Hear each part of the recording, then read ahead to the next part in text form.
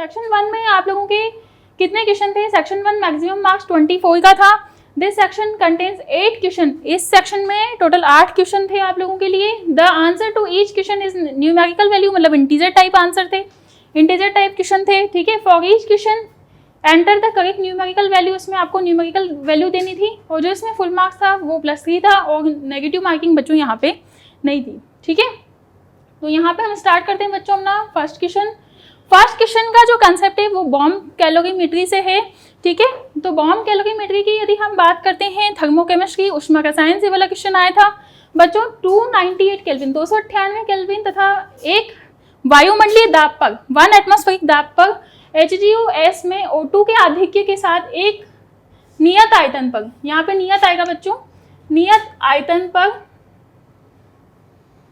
बम calorimetry में बम calorie मापी में 2 मोल Hg गैस की फॉर्म में आपको दिया हुआ है का दहन किया जाता है। अभिक्रिया के दौरान तापमान 298 केल्विन मतलब 298 केल्विन तापक्रम पर से 312 केल्विन से उष्मा दक्षता तथा Hg गैस के निर्माण की एंथैल्पी जो आपको दी हुई है, कितनी दी हुई है यहाँ पे 20 किलो जूल, मतलब यहाँ पे आपको हीट कैपेसिटी दी हुई है, ठीक है। तथा 61.32 किलो जूल पर मोल यहाँ पे क्या है एंथैल्पी है और 298 केल्विन पर HGOS के निर्माण के मान की मोलर एंथैल्पी हमको निकालनी है बच्चों। क्या निकालनी है? मोलर एंथैल्पी निकालनी है। तो सबसे पहले तो हमें क्या करना है, गिवन डेटा हमें क्या क्या मतलब दिए हुए हैं यहाँ पे। देखो सबसे पहले तो हमें गैस नियतांक की वैल्यू यहाँ पे दी हुई है, ठीक है। उसके बाद यदि हम बात करते हैं बॉम्ब कैलोरीमेट्री की, मतलब वहाँ पे क्या होता है, हीट हमेशा निष्कासित होती है, मतलब जो उष्मा है वो क्या होगी, निष्कासित होगी। तो सबसे पहले जब भी ऐसा क्वेश्चन आपको दिया जाता है तो हमें क्या करना है, अभिक्रिया को वहाँ पे बैलेंस करना है, ठीक है। अभिक्रिया को हमें संतुलित करना है। तो बच्चों अभिक्रिया क्या देगी, हमें Hg क्या है ये गैस और यहाँ पे आएगा O2, ठीक है। ये भी क्या है हमारा गैस और यहाँ पे हम लिख लेते हैं HGO जो हमारा किसकी फॉर्म में है बच्चों, सॉलिड की फॉर्म में। किसकी फॉर्म में है, सॉलिड की फॉर्म में, ठीक है। यहाँ मैं दोबारा से लिख देती हूँ इसको, यहाँ पे आएगा Hg + O2, ये आपका गैस की फॉर्म में है और यहाँ पे हम लोग लिख देते हैं HGOS। क्या लिख देंगे HGOS, मतलब HGO यहाँ पे जो बन रहा है मर्क्यूरी ऑक्साइड जो यहाँ पे बन रहा है वो किसकी फॉर्म में, सॉलिड की फॉर्म में, ठीक है। अब आपको देखो यहाँ पे क्या क्या दिया हुआ है, आपको यहाँ पे R की वैल्यू दी हुई है बच्चों, गैस नियतांक की वैल्यू यहाँ पे दी हुई है 8.3 जूल पर केल्विन पर मोल। तो यहाँ पे मैं निकाल लेती हूँ 8.3 जूल पर केल्विन पर मोल, ठीक है। और यहाँ पे आपको दिया हुआ है 20 किलो जूल, ठीक है, पर केल्विन। ये क्या है बच्चों, ये हीट कैपेसिटी है, मतलब यहाँ पे आपको नियत आयतन पे दिया हुआ है, CV का मान दिया हुआ है, यहाँ पे आपको कितना दिया हुआ है 20 किलो जूल, ठीक है। तो यहाँ से हम बच्चों NCV डेल्टा T की वैल्यू निकाल सकते हैं, ठीक है। तो यहाँ पे हमारे पास देखो जो राइजिंग टेम्परेचर हमें कितना दिया हुआ है, तापमान 298 केल्विन दिया हुआ है और कितने से बढ़ रहा है 298 से 312 केल्विन तक ये बढ़ रहा है। तो यहाँ पे जो तापक्रम में वृद्धि है वो कितनी हुई बच्चों, देखो यहाँ पे कितना हो रहा है, यहाँ पे 14 पॉइंट कुछ वैल्यू यहाँ पे तापक्रम में वृद्धि हो गई है, ठीक है।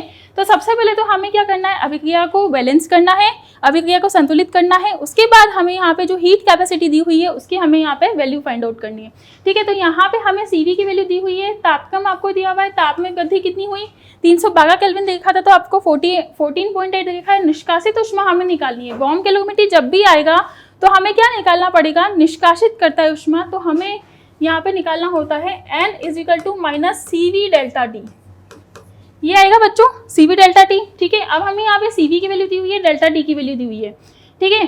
14.8 यहाँ पे दिया हुआ है, हमें CV दिया हुआ है और हमारा इस तरह से निकल जाता है, यहाँ पे क्या निकल रहा है, यहाँ पे 296 किलो जूल निकल रहा है, ठीक है। एंथैल्पी यहाँ पे हमें निकालनी है, एंथैल्पी ऑफ फॉर्मेशन। बच्चों एक और मैं आपको फॉर्मूला बता देती हूँ कि जब भी हमें एंथैल्पी निकालनी होती है तो हमें कौन सा फॉर्मूला यहाँ पे यूज करना पड़ता है, delta H = delta U + delta NGRT। कौन सा निकालना होता है, delta H + delta U + delta NGRT। तो यहाँ पे डेल्टा H क्या है, एंथैल्पी है, ठीक है।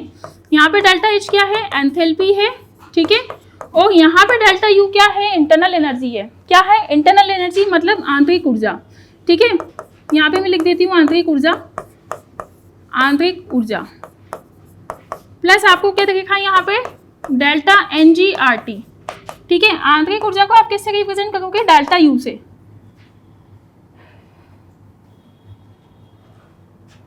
आंतरिक ऊर्जा को हमें प्रदर्शित करना है बच्चों डेल्टा U से, डेल्टा U से, ठीक है, डेल्टा U से। डेल्टा Ng है यहाँ पे क्या? उत्पाद का मोल माइनस अभिकारक का मोल, तो डेल्टा Ng हम वहां से निकाल सकते हैं। अब बच्चों यहाँ पे सॉलिड दिया हुआ है, आपको क्या दिया हुआ है? सॉलिड दिया हुआ है, तो सॉलिड के तो मोल हम काउंट करेंगे नहीं, तो मतलब हमें क्या निकालना है यहाँ पे? Ng की वैल्यू निकालनी है। तो बच्चों वो क्या आएगा यहाँ पे? प्रोडक्ट के मोल आपको कितने दिए हुए हैं? 0 माइनस अभिकारक के मोल आपको कितने दिए हुए हैं? यहाँ पे यदि हम इसको करेंगे, ठीक है, तो यहाँ पे क्या निकलता है? -3, मतलब 3 मोल आपको यहाँ पे दिया हुआ है, ठीक है। प्रोडक्ट के मोल हो गए। उसके बाद आप लोगों को निकालना है आई की वैल्यू, हमें यहाँ पे दी हुई है 8.314, ठीक है, और टेम्परेचर की वैल्यू हमें यहाँ पे दी हुई है। उससे हम निकाल सकते हैं बच्चों डेल्टा एच, जो कि हमारे पास यहाँ पे आया है -303.42, ठीक है। हम कैलकुलेशन में ज़्यादा टाइम वेस्ट नहीं करते, सीधा हम यहाँ पे आते हैं, ठीक है। फिर हमें निकालना है बच्चों इसमें एंथैल्पी, मतलब निर्माण की एंथैल्पी हमें निकालनी है, हीट ऑफ फॉर्मेशन, ठीक है। तो हीट ऑफ फॉर्मेशन के लिए हम क्या करेंगे? जो Hg वो सॉलिड की फॉर्म में दिया हुआ है उसको किससे मल्टीप्लाई करेंगे? 2 से। और यहाँ पे हमें क्या दिया हुआ है? एंथैल्पी दिया हुआ है, तो हमें एंथैल्पी कितना दिया हुआ था? 61.32। ये देखो आपको यहाँ पे क्वेश्चन में दिया हुआ था 61.32, ठीक है, 61.32 आपको दिया हुआ था। यहाँ पे हमने जो delta U plus delta NgRT से निकाला था वैल्यू, वो कितना आया था? डेल्टा H की वैल्यू 303.42। जब आप उसमें वैल्यू पुट कर दोगे तो यहाँ पे ही आ जाएगा, या फिर मैं आपको इसको बता देती हूँ कैसे वैल्यू पुट करनी है। डेल्टा U, ठीक है, प्लस डेल्टा Ng, आई की वैल्यू आपको दी हुई है, टेम्परेचर आपको दिया हुआ है, डेल्टा Ng हमने निकाल लिया। यहाँ पे यदि आप वैल्यू पुट करोगे तो आएगा बच्चों -303.42, ठीक है। ये वाली वैल्यू हमें फाइंड आउट करनी है और हमें ये वाली वैल्यू यहाँ से मिल चुकी है, ठीक है। अब हमें क्या करना है? इसको निकालेंगे तो -303.42 इधर आके प्लस हो जाएगा, और जब भी हम इसको निकालेंगे तो डेल्टा हीट ऑफ फॉर्मेशन हमारे पास कितना आएगा बच्चों? 90.39 किलोजूल पर मोल, ठीक है। ये किसकी वैल्यू आएगी? हमारे पास x का मान आएगा, ठीक है। किसका मान आएगा? x का मान आएगा, मतलब मोलर एंथैल्पी की वैल्यू क्या होगी हमारे पास? मोलर एंथैल्पी, ठीक है, मोलर एंथैल्पी, मोलर एंथैल्पी की वैल्यू होगी बच्चों हमारे पास 90.39 किलोजूल पर मोल, ठीक है। तो ये हो गया होगा आई थिंक आप लोगों से सभी से। उसके बाद हम देखते हैं बच्चों यहाँ पे रिडॉक्सी वाला क्वेश्चन है। किससे है? रिडॉक्स से। यहाँ पे आपको रिएक्शन देखा है MnO4 एक्वस मीडियम में Mn मतलब मैग्नीज देखा है सॉलिड में का अपचयन विभव आपको निकालना है यहाँ पे, ठीक है। अपचयन विभव आप लोगों को निकालना है। यहाँ पे आपको यहाँ पे 3 वैल्यूज दी हुई है, ठीक है। कितनी वैल्यूज आपको दी हुई है? 3 वैल्यूज, मतलब Na4 माइनस से यहाँ पे जाएगा MnO2। देखो यहाँ पे कैसे चेंज होगा बच्चों? यहाँ पे कितना होगा यदि हम MnO4 माइनस में यदि हम ऑक्सीडेशन स्टेट को कैलकुलेट करें तो देखो यहाँ पे Mn क्यों मैं मान सकती हूँ x प्लस 4 इंटू -2 बराबर -1, ठीक है। तो यहाँ पे मेरे पास कितना आया? x माइनस 8 बराबर -1, तो x बराबर +7, ठीक है। यहाँ पे मेरे पास कितना है? +7। MnO2 यदि मैं निकालती हूँ यहाँ पे तो कितना आएगा बच्चों? MnO2 निकालेंगे इसी तरह से, ठीक है। तो यहाँ पे क्या हो रहा है? MnO4 माइनस से MnO2 पे जा रहा है, फिर MnO2 से Mn2 प्लस पे जा रहा है, मतलब इस तरह से रिएक्शन हो रहा है। MnO4 माइनस यहाँ पे आएगा एक्वस, ठीक है, और इससे यहाँ पे जा रहा है MnO2 पे, MnO2 पे जा रहा है, ठीक है। फिर MnO2 से किस पे जा रहा है? ये Mn2 प्लस पे जा रहा है। किस पे जा रहा है? Mn2 प्लस पे, और फिर यहाँ पे जा रहा है Mn पे, ठीक है, इसी पे जा रहा है। अब देखो यहाँ पे जो यहाँ पे चेंज आया है बच्चों, कितने का आया है? 3 का, ठीक है। यहाँ पे +7 +4, यहाँ पे आ गया +2, तो यहाँ कितने का चेंज है? देखो यहाँ पे आ गया +7, यहाँ पे आ गया +4, यहाँ पे आ गया +2, कितने का चेंजेस है? +7 से +4 पे जाने पे 3 का चेंजेस है। यहाँ पे कितने ऑक्सीडेशन नंबर का चेंजेस है? ऑक्सीकरण अवस्था का 2 का, ठीक है। +4 से +2 तक जाओगे तो 2 का ही चेंज है, और यहाँ पे भी कितना चेंज है बच्चों? +2 से 0 पे जाओगे तो यहाँ पे भी कितने का चेंजेस है? 2 का। मतलब हमें क्या फाइंड आउट करना है? यहाँ से डायरेक्टली हमें ये निकालना है, ठीक है। तो आप लोगों ने सभी ने एक फॉर्मूला पढ़ा होगा डेल्टा G बराबर -NF E0 सेल, ठीक है। तो यहाँ पे E0 सेल तो हमें निकालना है, ठीक है। F क्या है यहाँ पे? फेराडे, और N हमारे पास है यहाँ पे ऑक्सीडेशन नंबर, मतलब ऑक्सीकरण अंक, ठीक है। तो यहाँ पे हमारे पास इसको हम क्या मानेंगे? N4 E04, ठीक है, क्योंकि यहाँ से हम डायरेक्टली कहाँ पे चल रहे हैं, यहाँ पे, तो इसको मानेंगे बच्चों हम N4E04, ठीक है, क्योंकि डेल्टा से हमारे पास ये वाली वैल्यू आई है जो हमारे पास आई है N4E04 की, ठीक है। अब हम यहाँ पे एक एक की वैल्यू रखते जाते हैं। सबसे पहले हम लोग देखते हैं N1, सबसे पहले हम लोग देखते हैं यहाँ पे किसका, N1 का। तो N1 की वैल्यू यहाँ पे पुट कर दो, E30 की वैल्यू यहाँ पे पुट कर दो, तो कितनी है बच्चों यहाँ पे N1 की 1.68, और इसका यदि हम ऑक्सीडेशन स्टेट निकालें तो कितना आ गया, +7 से +4 जाने पे +3, ठीक है। ओके बच्चों, तो यहाँ पे हम लोग लिखेंगे, यहाँ पे सबसे पहले हमें 3 का देखा है, ठीक है, और इसके साथ हमें वैल्यू देखी है 1.68। यहाँ पे देखो आपको 3 का चेंजेस देखा है और यहाँ पे हमें वैल्यू देखी है 1.68, तो हम क्या करेंगे, इसमें वैल्यू पुट करते जाएंगे 1.68 प्लस हमें दूसरा चेंजेस क्या देखा है 2 का, और 2 को मल्टीप्लाई करेंगे हम इसकी सेकंड वैल्यू से जो हमें दी हुई है यहाँ पे 1.21 दी हुई है, तो यहाँ पे मैं 1.21 से इसको मल्टीप्लाई कर दूंगी, प्लस अगेन हमारे पास कौन सा चेंज है 2 का, तो यहाँ पे मैं इसको किससे मल्टीप्लाई कर दूंगी बच्चों, अगेन यहाँ पे जो लास्ट वैल्यू दी है -1.03। देखो आप लोगों को इसमें जो साइन है उसका बहुत ज़्यादा ध्यान रखना है, ठीक है। तो यहाँ पे मेरे पास क्या आया -7 इंटू, देखो यहाँ पे मेरे पास क्या आता है -7 इंटू, यहाँ पे जो वैल्यू आई है मेरे पास वो तो हमें निकालनी है, फाइंड आउट ही करनी है, ठीक है। तो यहाँ पे मैं निकाल लेती हूँ इंटू E0 सेल, ठीक है। ओके बच्चों, तो यहाँ पे हमें उसकी तो वैल्यू निकालनी है E04 की, तो हम आगे बढ़ते हैं इसको कैलकुलेट करने पे। यहाँ पे यदि इसको कैलकुलेट करेंगे तो हमारे पास क्या आंसर आएगा इसका, यदि यहाँ पे हम इसको देखो यहाँ पे मैं लिख देती हूँ E04, ठीक है, यहाँ पे मैं इसको लिख देती हूँ E04। अब देखो यदि मैं इसको कैलकुलेट करती हूँ तो कितना आएगा 5.04 प्लस यहाँ पे कितना आएगा 2.42 प्लस यहाँ पे मेरे पास कितना वैल्यू आएगा, माइनस में आएगा बच्चों -2.06, और यहाँ पे हम वैल्यू निकालेंगे 7 इंटू E04 में, ठीक है। अब यदि हमें E04 की यहाँ पे वैल्यू निकालनी है तो इन सबको जोड़ के मैं डिवाइड किससे कर दूंगी, 7 से इसको भाग कर दूंगी, तो यहाँ पे मेरे पास फाइनली जो आंसर आता है बच्चों वो क्या आता है 0.77, ठीक है। क्या आंसर आएगा बच्चों 0.77। यहाँ पे आपके आंसर वोल्ट में होगा, तो यहाँ पे बच्चों आपके जो आंसर आएगा फाइनली वो क्या आएगा 0.77। नेक्स्ट क्वेश्चन हम यहाँ पे देखते हैं। देखो 100 ml जल में हमें H2CO3 मतलब कार्बोनिक अम्ल यहाँ पे दिया हुआ है आपको लोगों को H2CO3, ठीक है। उसके बाद आपको दिया हुआ है NaCO3 सोडियम कार्बोनेट, ठीक है, सोडियम बाइकार्बोनेट, सोडियम कार्बोनेट तथा सोडियम हाइड्रोक्साइड NaOH प्रत्येक के 0.01 मोल मिश्रित करके एक विलयन तैयार किया गया है, अतः परिणामी विलयन का जो pH हमें निकालना है, ठीक है। और हमें कार्बोनिक अम्ल का क्या दिया हुआ है pKa1 दिया हुआ है, और यहाँ पे pKa2 की वैल्यू दी हुई है, और कितनी दी हुई है बच्चों 6.37 और 10.32 दी हुई है, और हमें log 2 का मान क्या रखा है 0.30, हमें यहाँ पे log 2 की वैल्यू दी हुई है। अब देखो सबसे पहले तो हम ये देखें कि यहाँ पे हमारे पास कितनी स्पीशीज है। यहाँ पे हमें 4 स्पीशीज टोटल दी हुई है H2CO3 प्लस NaCO3, सॉरी यहाँ पे हमें 4 स्पीशीज दी हुई है बच्चों, कार्बोनिक अम्ल दिया हुआ है, ठीक है। उसके बाद हमें यहाँ पे Na2CO3 दिया हुआ है, Na2CO3 दिया हुआ है, ठीक है, NaCO3 दिया हुआ है, और उसके साथ हमें क्या दिया हुआ है यहाँ पे NaOH दिया हुआ है, ठीक है। तो यहाँ पे देखो ये वाला जो अम्ल है ये कौन सा है, दुर्बल अम्ल, कौन सा है बच्चों, दुर्बल अम्ल है, ठीक है। और यहाँ पे ये हमारे पास कौन सा है, प्रबल क्षार है, कौन सा है, प्रबल क्षार, ये वाला जो हमारा है ये है प्रबल क्षार, ठीक है, प्रबल क्षार। तो सबसे पहले जो यहाँ पे रिएक्शन करेगा वो कौन करेगा, H2CO3 मतलब दुर्बल अम्ल और प्रबल क्षार मिलकर क्या करेंगे, यहाँ पे अभिक्रिया को करेंगे। तो बच्चों फाइनली हमारे पास जो प्रोडक्ट बन के आता है वो क्या आता है H2CO3 प्लस NaOH की यदि मैं रिएक्शन करवाती हूँ तो हमारे पास इन दोनों को रिएक्शन के बाद क्या बनता है NaCO3 यहाँ पे हमारे पास बन जाता है, ठीक है। यहाँ पे हमारे पास क्या बनता है NaCO3 बन जाता है, ठीक है।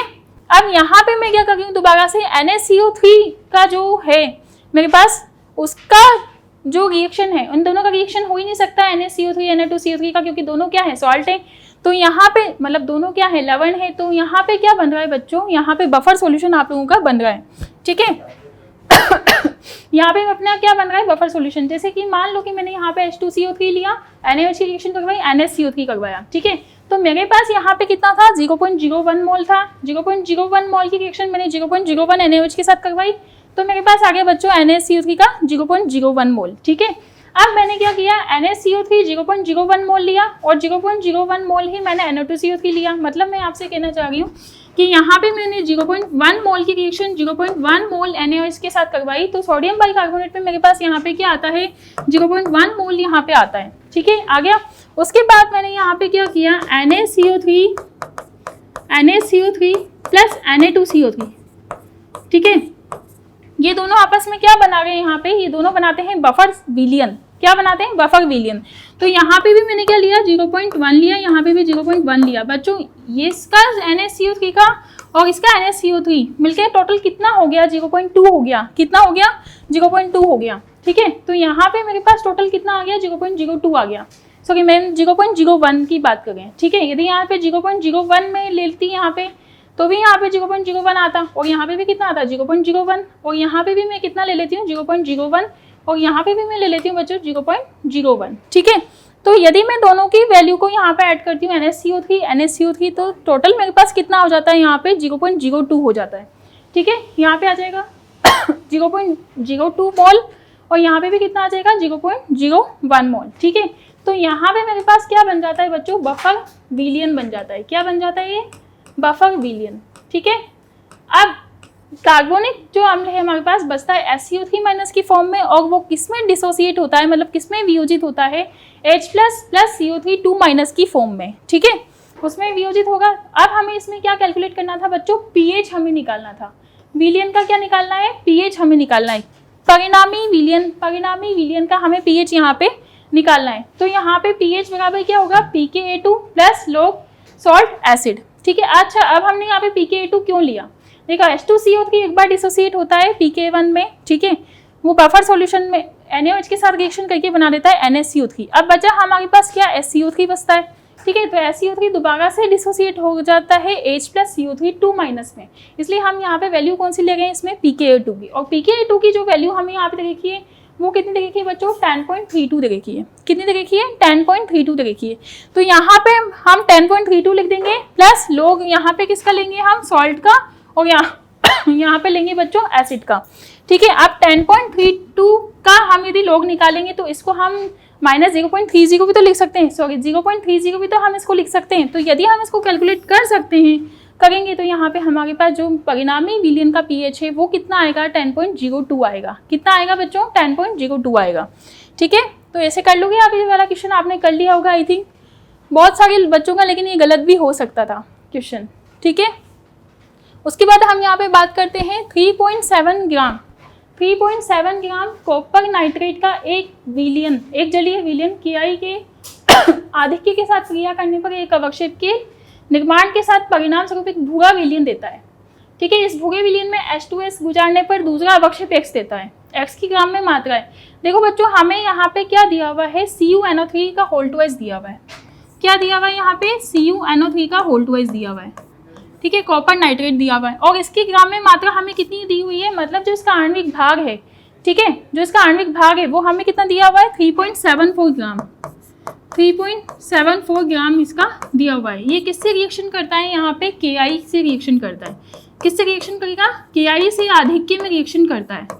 ठीक है, और आधिक्य में रिएक्शन करने के बाद इसके पास एक अवक्षेप के साथ निर्माण होता है, मतलब एक यहाँ पे कोई मॉलिक्यूल या अणु बन रहा होगा। ठीक है, और जब उस मॉलिक्यूल को हम H2S से गुजारते हैं तो ऑब्वियस ही बात है हमारे पास कि जब भी H2S के साथ हम गुजारते हैं तो एक अवक्षेप का यहाँ पे क्या होता है, निर्माण होता है। तो हम यहाँ पे बात करते हैं बच्चों, यहाँ पे क्या बनेगा, हमारे पास CuI2 बनता है। क्या बनता है, जब भी Ki आधिक्य में लिया जाए, किसके, कॉपर नाइट्रेट के आधिक्य में क्या लिया जाए, Ki को लिया जाए। ठीक है, तो यहाँ पे हमारे पास बन जाता है CuI2 प्लस हमारे पास बन जाता है 2KNO3, मतलब पोटेशियम नाइट्रेट का यहाँ क्या हो जाता है बच्चों, निर्माण हो जाता है। ठीक है, फिर 2CuI2 का हम यहाँ पे हो जाता है बच्चों, यहाँ से I2 क्या होती है, रिलीज हो जाएगी, आयोडीन रिलीज हो जाएगी ना।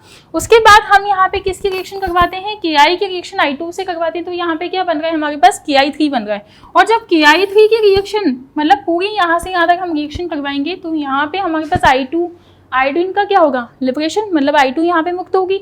और यदि Ki को और आधिक्य में हम लेंगे, मतलब फाइनली हमारे पास जो प्रोडक्ट बन के आ रहा है वो ये आ रहा है। ठीक है, उसके बाद हम इसकी रिएक्शन क्योंकि Ki हमारे पास क्या आधिक्य में है, तो Ki हमारे पास डबल भाग आ सकता है। ठीक है, तो Ki यदि आधिक्य में है तो यहाँ पे क्या बनेगा बच्चों, Ki3 बन जाएगा। ठीक है, पोटेशियम ट्राइहाइड्रेट यहाँ पे बन जाएगा। और उसकी रिएक्शन यदि हम सल्फाइड के साथ H2S के साथ करवाएंगे, ठीक है, H2S यहाँ पे क्या है, गैस है, तो हमारे पास मिलता है बच्चों पोटेशियम आयोडाइड 2HI, 2 मोल HI के मिलते हैं, और हमारे पास यहाँ पे सल्फर मिलता है। ठीक है, क्या मिलता है हमारे पास यहाँ पे, सल्फर। अब हमें यहाँ पे क्या दिया हुआ है, 3.74 ग्राम इसका क्या दिया हुआ है बच्चों, आणविक भार दिया हुआ है। क्या दिया हुआ है, आणविक भाग या मॉलिक्यूलर वेट यहाँ पे हमें दिया हुआ है। ठीक है, मॉलिक्यूलर वेट हमें यहाँ पे दे दिया। उसके बाद यहाँ पे हमारे पास ये जो आता है, ये कौन से रंग का आता है, भूरे रंग का हमारे पास यहाँ पे प्रेसिपिटेट आता है। ठीक है, भूरे रंग का प्रेसिपिटेट आता है।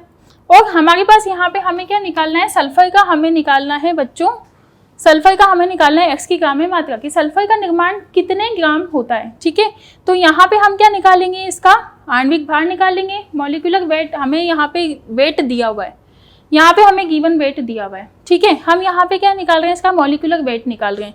ठीक है, तो यहाँ पे हम मॉलिक्यूलर वेट कैसे निकालेंगे, Cu का हमें दिया हुआ है 63 और NO3 का होल ट्वाइस को हम कैलकुलेट कर लेंगे तो 127 हमारे पास आ जाएगा।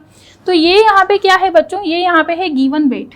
ठीक है, गिवन वेट है यहाँ पे दिया गया भाग, यहाँ पे आप इसको गिवन वेट भी लिख सकते हो, गिवन वेट ये क्या है हमारे पास दिया हुआ भाग है। ठीक है, और उसके बाद हम इसको निकाल रहे हैं, यहाँ पे 187 आ गया, 3.74 हमें यहाँ पे गिवन वेट है और 187 क्या है, इसका मॉलिक्यूलर वेट है। तो यहाँ से हमारे पास जो वैल्यू आती है वो कितना आ गया, मोल 0.02 मोल यहाँ पे आ जाता है। कितना आता है बच्चों, 0.02 मोल। और एस का यहाँ पे क्या दिया हुआ है, हमें द्रव्यमान जो दिया हुआ है वो हमें दिया हुआ है 32। तो हम इसको क्या करेंगे, मोल से इसके जो हमारे पास मोल निकले उसको यहाँ पे से मल्टीप्लाई कर लेंगे तो हमारे पास टोटल कितने आ जाते हैं, 0.32 आ जाता है। 0.32 ग्राम हमारे पास यहाँ पे इसकी मात्रा आ जाती है। ठीक है, तो हमारे पास सल्फर कितना बना, 0.32 ग्राम बना। ठीक है, नेक्स्ट क्वेश्चन बच्चों हम लोग देते हैं। इसमें आपकी गलती होने के चांसेस इसलिए ज़्यादा थे क्योंकि यदि आप CuNO3 की होल ट्वाइस की जो रिएक्शन है, मतलब कॉपर नाइट्रेट का जो आप रिएक्शन है, यदि Ki के आधिक्य में यदि आपको रिएक्शन पता नहीं है, अभिक्रिया यहाँ पे पता नहीं है, तो फिर आपकी गलती होने के चांसेस यहाँ पे बहुत ज़्यादा थे। ठीक है बच्चों, यहाँ पे आप देखो एक अभिक्रिया वायुमंडल में उबलते हुए NaOH विलयन में 1.24 ग्राम श्वेत फास्फोरस को मिलाने पर एक गैस Q देता है। ठीक है, हमें सबसे पहले यहाँ पे क्या करना है, Q को आइडेंटिफाई करना है। किसको करना है, Q को आइडेंटिफाई करना है। तो गैस Q को पूर्णतः उपभोग करने के लिए आवश्यक CuSO4 की मात्रा ग्राम में होगी। मतलब कॉपर सल्फेट की हमें यहाँ पे क्या निकालनी है, मात्रा निकालनी है। किसकी मात्रा निकालनी है, ग्राम में मात्रा निकालनी है। ठीक है, ग्राम में हमें क्या निकालना है बच्चों, यहाँ पे मात्रा निकालनी है। सबसे पहले तो हम रिएक्शन करवाएंगे 1 एटमॉस्फेरिक में, मतलब वायुमंडलीय दाब पर NaOH विलयन में श्वेत फास्फोरस की रिएक्शन करवाते हैं। मतलब ये तो हो गया हमारा NaOH प्लस हमारे पास श्वेत फास्फोरस है वो क्या है, P4। तो जब भी ऐसी कोई रिएक्शन होती है तो हमारे पास यहाँ पे बन रहा है बच्चों Q। क्या बन रहा है यहाँ पे, Q। अतः गैस Q का पूर्णतः उपभोग करने के लिए आवश्यक CuSO4 की मात्रा, मतलब जो कॉपर सल्फेट इसमें यूटिलाइज होगा या पूर्णतः यूज होगा, उसको हमें यहाँ पे क्या करना है, निकालना है। और उसकी मात्रा हमें किस में आइडेंटिफाई करनी है, निकालनी है बच्चों, ग्राम में निकालनी है। ठीक है, तो यहाँ पे यदि हम इसकी रिएक्शन करवाते हैं तो इस वाली जो गैस है फॉस्फिन गैस, इसको हम क्या बोलते हैं, फोस्फिन बोलते हैं। क्या बोलेंगे बच्चों, फोस्फिन गैस। ठीक है, और फोस्फिन गैस की रिएक्शन यहाँ पे हमारे पास क्या है, फोस्फिन गैस बनी है। ठीक है, 1.24 ग्राम हमें दे रखा है श्वेत फास्फोरस, ये 1.24 ग्राम हमें यहाँ पे दे रखा है। 1.24 ग्राम इसका क्या है, दिया गया वेट, दिया गया भाग। ठीक है, 31 यहाँ पे क्या है इसका परमाणुक द्रव्यमान 31 यहाँ पे इसका क्या है, परमाणुक द्रव्यमान। तो बच्चों ये फास्फिन है, ये क्या हो गई यहाँ पे, ये फास्फिन यहाँ पे क्या हो गई हमारे पास, Q हो गई। ठीक है, क्या हो गई ये Q की वैल्यू क्या है यहाँ पे, फॉस्फिन गैस। ठीक है, अब यदि हमें यहाँ पे 0.01 मोल दिया हुआ है, 0.01 मोल फास्फोरस के साथ यदि हमने सोडियम हाइड्रोक्साइड की रिएक्शन करवाई है तो यहाँ पे हमारे पास कितने मोल फास्फिन का निर्माण होता है, 0.01 मोल का। ठीक है, और यहाँ पे हमारे पास क्या आता है बच्चों, 0.03 मोल, क्योंकि यहाँ पे यदि हम रिएक्शन को बैलेंस करेंगे तो 0.03 मोल यहाँ पे बन रहे हैं। मतलब 1 मोल फास्फोरस से हमारे पास 3 मोल बन गए, तो 0.01 मोल से कितने बनेंगे, 0.03 मोल बन जाएंगे। ठीक है, अब यहाँ से हमें क्या पूछा है कि Q का पूर्णतः उपभोग करने के लिए CuSO4 की मात्रा ग्राम में कितनी होगी। तो इसका मतलब साफ साफ है कि PS3 की रिएक्शन हम किससे करवाएंगे, CuSO4 से भी करवाएंगे। किससे करवाएंगे बच्चों, CuSO4 से भी करवाएंगे। ठीक है, तो जब भी हम इसकी रिएक्शन करवाते हैं तो हमारे पास क्या बनता है, CO3P2 प्लस H2SO4 हमारे पास यहाँ पे बन जाता है। अब यदि हम इस रिएक्शन को बैलेंस करेंगे, ठीक है, यहाँ पे देखो 3 Cu दिए हुए, यहाँ पे मैंने इसको बैलेंस करने के लिए क्या लगा दिया, 3 Cu लगा दिया। ठीक है, यहाँ पे देखो P 2 दिए हुए, यहाँ पे भी मैंने 2 फास्फोरस लगा दिए, और यहाँ पे मैंने हाइड्रोजन 2 यहाँ पे हाइड्रोजन दिए हुए, तो 2 दिया 6 हो गए बच्चों यहाँ पे। तो यहाँ पे क्या हुआ, सब बैलेंस हो गया। ठीक है, बैलेंस हो गया। अब यहाँ पे मेरे पास 3 मोल है, यहाँ पे 2 मोल है। मुझे क्या निकालना है, यहाँ पे Q का पूर्णतः उपभोग करने के लिए मैं निकाल रही हूँ CuSO4 की मात्रा ग्राम में कितनी होगी। ठीक है, तो यहाँ पे मैं क्या कर रही हूँ, इसकी मात्रा मुझे निकालनी है, बटा मैं किसको करूँगी, 2 को, तो इंटू 0.01, मतलब यहाँ पे कितने मोल लग रहे हैं मेरे पास, 0.01 लग रहे, और मेरे पास जो इसका भाग है वो कितना लिखा है, यहाँ पे मेरे पास इसका भाग हो गया बच्चों 15 ग्राम। तो मेरे पास जो टोटल आंसर है वो कितना आता है, 0.225 यहाँ पे इसका आंसर आ जाता है। मतलब मेरे पास जो Q को उपभोग करने के लिए CuSO4 की मात्रा है वो कितनी आएगी बच्चों, 0.224 आएगी। कितनी आएगी, 0.225 आएगी। ठीक है, तो मैं यहाँ पे लिख देती हूँ 0.225। ठीक है, ये इसका क्या हो गया, आंसर हो गया। ठीक है, यहाँ पे हमारा Cu3P2 बना था ना, Cu3P2 बना था, प्लस हमारे पास यहाँ पे क्या बना था, H2SO4 बना था। ठीक है, यही बन रहा था हमारा सल्फ्यूरिक एसिड। ठीक है, उसके बाद हम आगे बढ़ते हैं बच्चों। आगे वाला क्वेश्चन ये ऑर्गेनिक से है, ऑर्गेनिक केमिस्ट्री कार्बनिक रसायन से आपका ये क्वेश्चन है। इसमें आप लोगों को बाद में फिजिकल केमिस्ट्री मतलब भौतिक रसायन का भी यहाँ पे तड़का दिया हुआ है। तो सबसे पहले हम यहाँ पे बात करते हैं, निम्न अभिक्रिया का अवलोकन कीजिए। देखो, जब भी इसकी रिएक्शन होती है, यहाँ पे क्या दिया हुआ है, यहाँ पे अल्कोहल दिया हुआ है, यहाँ पे दिया हुआ है बच्चों बियाग। तो जब भी HI लाल पापा के साथ रिएक्शन होती है, कौन सा है, रेड फास्फोरस है। ठीक है, तो बियाग यहाँ पे OH हटके क्या लग जाता है, बियाग आ जाता है। क्या लगेगा बच्चों, बियाग आ जाएगा। या फिर मैं आपसे ये बोलूँ कि 2P प्लस Br2 की यदि मैं रिएक्शन करवाऊँ तो मेरे पास क्या बनता है, PbR3 बनता है। क्या बनता है, PbR3 यहाँ पे मेरे पास बन जाता है। ठीक है, इसको हम बैलेंस कर लेंगे रिएक्शन को। यहाँ पे मैं लगा देती हूँ 3Br2, तो यहाँ पे मैं लगा देती हूँ 2, फास्फोरस 2 हो गए, Br6 हो गई, यहाँ पे ब्रोमीन 6 हो गए। ठीक है, अब मैं इसकी रिएक्शन करवा रही हूँ PbR3 के साथ। किसके साथ करवा रही हूँ, कंबाइंड फॉर्म में PbR3 के साथ में इसकी रिएक्शन करवा रही हूँ बच्चों। तो यहाँ पे OH हटके हमारे पास क्या आ जाता है, CH2Biag आ जाता है। क्या आता है यहाँ पे, मतलब मेरे पास यहाँ पे जो प्रोडक्ट बनता है वो क्या बनेगा, CH2Biag, और यहाँ पे भी मेरे पास क्या लग जाएगा बच्चों, Br लग जाएगा। अब मुझसे यहाँ पे पूछा है, आर की अगेंस्ट विधि का उपयोग करके 1.0 ग्राम ब्रोमीन का आकलन करने पर AgBr की मात्रा ग्राम में होगी। देखो बच्चों, AgBr जब भी लिया जाता है, ठीक है, ओके बच्चों, तो यहाँ पे हमारे पास OH हटके Br आ गए। ठीक है, रिएक्शन यहाँ पे हमारे पास AgBr यहाँ पे हमें दिया हुआ है, तो AgBr की क्या बन गई, यहाँ पे PPT मतलब अवक्षेप यहाँ पे बन रहा है हमारे पास, और AgBr यहाँ पे क्या करेगा, अवक्षेप बनाएगा। तो यहाँ पे हो रहा है बच्चों हमारे पास पायरोलिसिस हो रहा है। क्या हो रहा है, हमारे पास पायरोलिसिस हो रहा है। तो हमें किस पे करना है, एनायन की जगह हमें किस पे पूरा का पूरा फोकस करना है, केटायन पे करना है। ठीक है, अब यहाँ पे हमें पूछा गया है कि आर की अगेंस्ट विधि का जो उपयोग करके 1.0 ग्राम में ब्रोमीन का आकलन करने पर निर्मित AgBr की जो मात्रा ग्राम में होगी, तो हमें यहाँ पे क्या निकालनी है, AgBr की मात्रा। क्यों, क्योंकि AgBr का यहाँ पे क्या फॉर्म हो रहा है, अवक्षेप बन रहा है। ठीक है, तो यहाँ पे हमें देखो इसका सारा वैल्यू देखा है। यहाँ पे यदि हम इसका मॉलिक्यूलर फॉर्मूला निकालें तो बच्चों C6H6 तो इसके हो गए।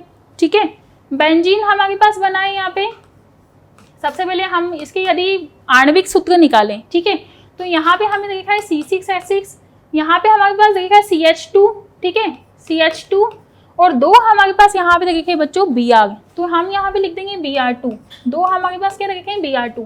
अब हम क्या निकालेंगे, इसका आणविक सूत्र निकालेंगे। तो कैसे निकालेंगे, C7H8 और Br2, ये क्या हो गया, इसका आणविक सूत्र हमारे पास निकल के आ गया। ठीक है, इतना आपको समझ में आ गया। अब हमें निकालना है बच्चों, यहाँ पे आपको सारे परमाणु द्रव्यमान की यहाँ पे वैल्यू देखी। तो यदि हम इसका यहाँ पे क्या निकालें, मॉलिक्यूलर वेट निकालें। ठीक है, क्या निकालेंगे, इसका मॉलर मास या मॉलिक्यूलर वेट निकालें। मॉलर मास यदि हम इसका काउंट करें तो क्या होगा, 12 × 7 प्लस 8 × 1 प्लस Br का हमारे पास कितना देखा है 80, और यहाँ पे कितने ब्रोमीन यहाँ पे जुड़े हुए हैं 2, तो यहाँ पे आ जाएगा बच्चों 80।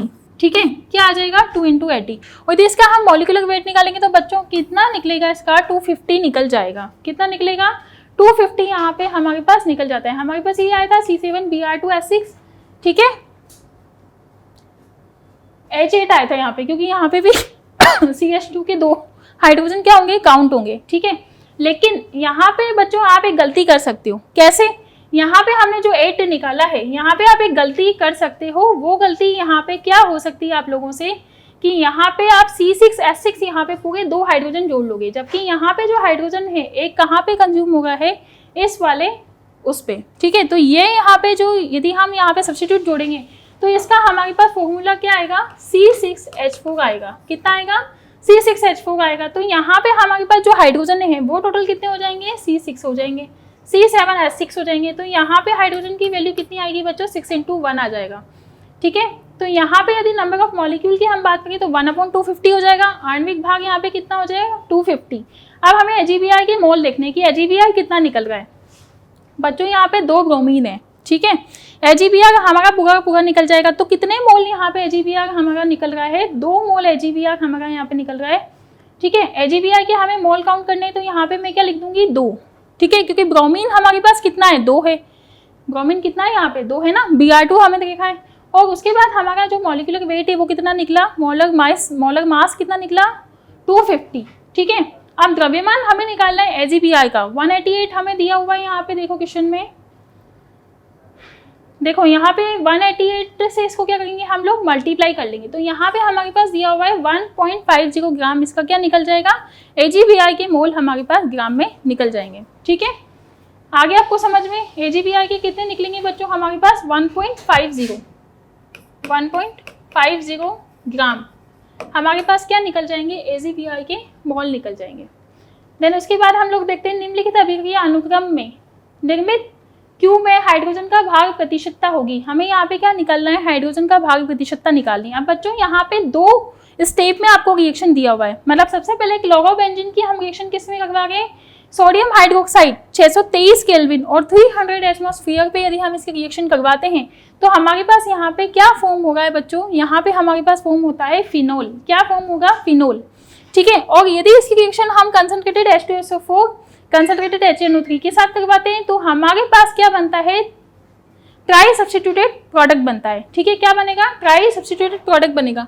तो सबसे पहले तो हमें यहाँ पे इसकी रिएक्शन करवानी है Cl के साथ, और यहाँ पे हमारे पास जो फर्स्ट प्रोडक्ट बनेगा वो क्या बनेगा फिनोल बन जाएगा। क्या बनता है फिनोल, लेकिन ये मुख्य उत्पाद नहीं है, ये क्या है क्यू है, क्या क्यू नहीं है ये।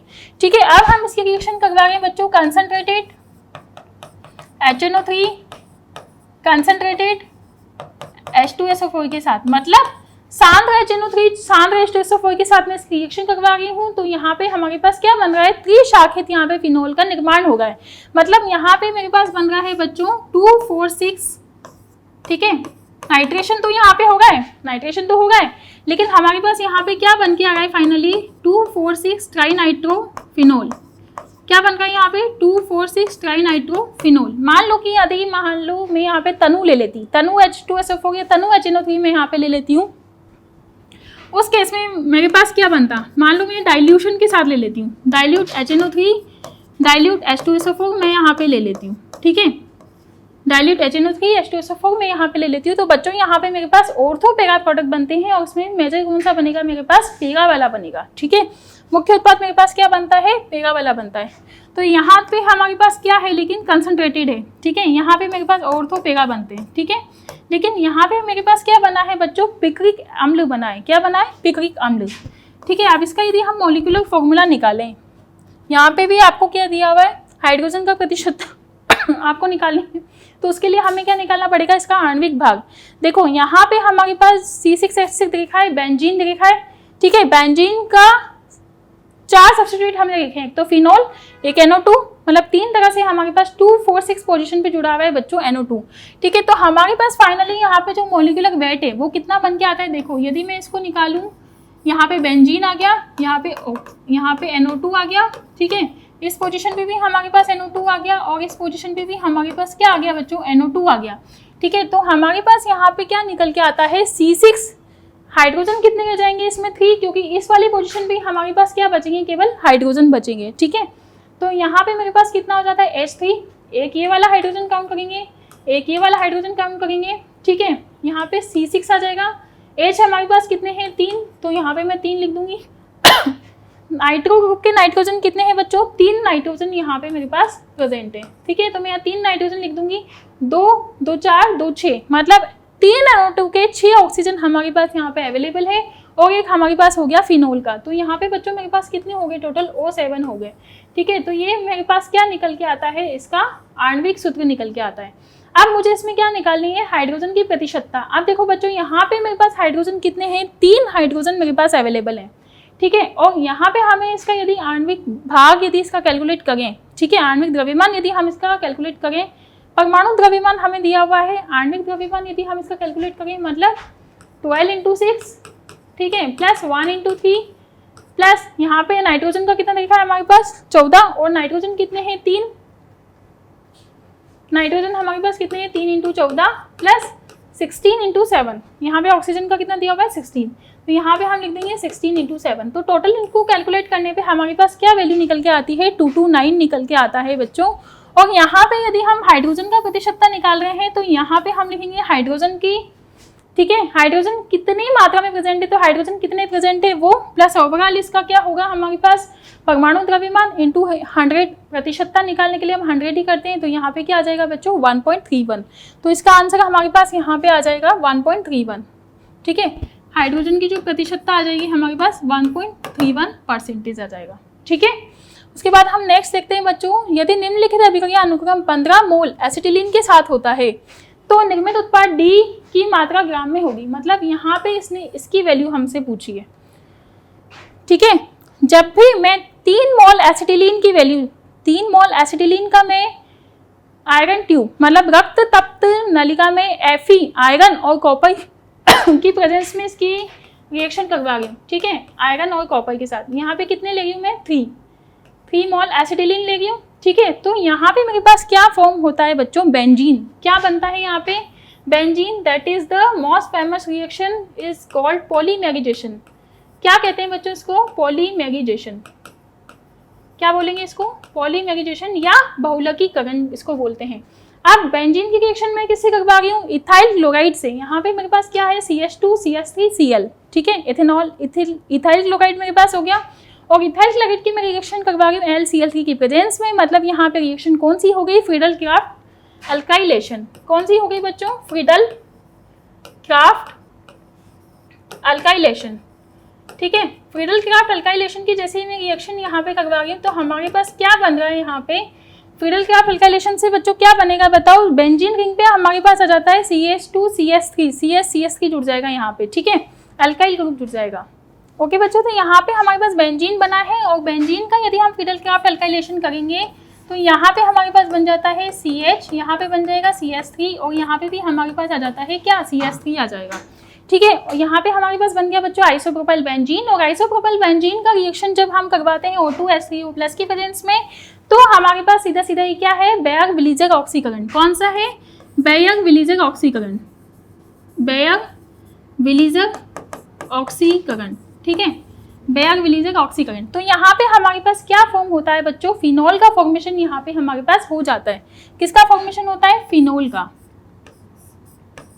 ठीक है, किसका फॉर्मेशन हो रहा है यहाँ पे, फिनोल का। और CH3COCl के साथ जब हम इसकी रिएक्शन करवाते हैं pyridine की प्रेजेंस में तो हमारे पास यहाँ पे क्या बनता है बच्चों, यहाँ पे हमारे पास बनेगा OCOCH3, यहाँ पे हमारे पास जुड़ जाता है। ठीक है, और यहाँ से क्या अलग हो जाता है, OCOCH3 तो यहाँ पे जुड़ जाएगा, और -HCl यहाँ से अलग हो जाता है। pyridine की प्रेजेंस में हमारे पास ये रिएक्शन होती है। अब यहाँ पे वापस आपको तो भौतिक रसायन का उन्होंने क्या दिया हुआ है, तड़का दिया हुआ है फिजिकल केमिस्ट्री का। यदि निम्नलिखित अभिक्रिया अनुक्रम 15 मोल मतलब 15 मोल एसिटिलीन के साथ होता है। अब देखो 15 मोल एसिटिलीन के यदि हम लेंगे तो ये कितने रेशो में होता है, 3:1 में होता है। ठीक है, यदि हम यहाँ पे मोल काउंट करें किसके एसिटिलीन के, तो यहाँ पे हमारे पास क्या निकल के आता है बच्चों, यहाँ पे हमारे पास निकल के आता है 5। ठीक है, 3:1 में है, 15 है, तो यहाँ पे हमारे पास क्या निकल के आएगा 5 मोल। ठीक है, तो यहाँ पे मैं कैलकुलेट करती हूँ 5 इंटू यहाँ पे 80% रेखा है, तो यहाँ पे क्या हो जाएगा मेरे पास 100। मेरे पास टोटल कितना निकलेगा, देखो इसको कैलकुलेट करूँ यहाँ पे, तो यहाँ पे आ जाएगा मेरे पास 4। ठीक है, क्या आ जाएगा बच्चों यहाँ पे 4। अब 4 का मैं क्या निकालूंगी, 50% निकालूंगी।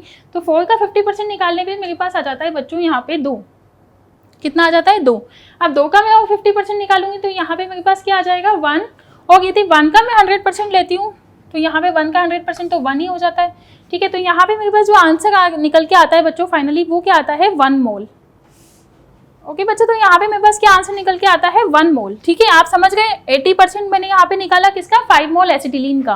तो 5 मोल एसिटिलीन का जब मैं 80% निकालती हूँ तो यहाँ पे मेरे पास कितने मोल आइसोप्रोपेल बेंजीन बन रहा है 50%, मतलब 80% का भी 50%। तो यहाँ पे मेरे पास क्या निकल के आ रहा है 2। ठीक है, अब 2 का मैं 50% लेगी तो यहाँ पे मेरे पास कितना मोल निकल के आ रहा है 1।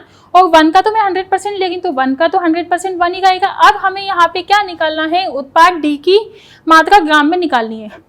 तो सबसे पहले तो हमें इसका आणविक सूत्र निकालना है। आणविक सूत्र निकालने के लिए हम क्या करेंगे, C6H5 है ये।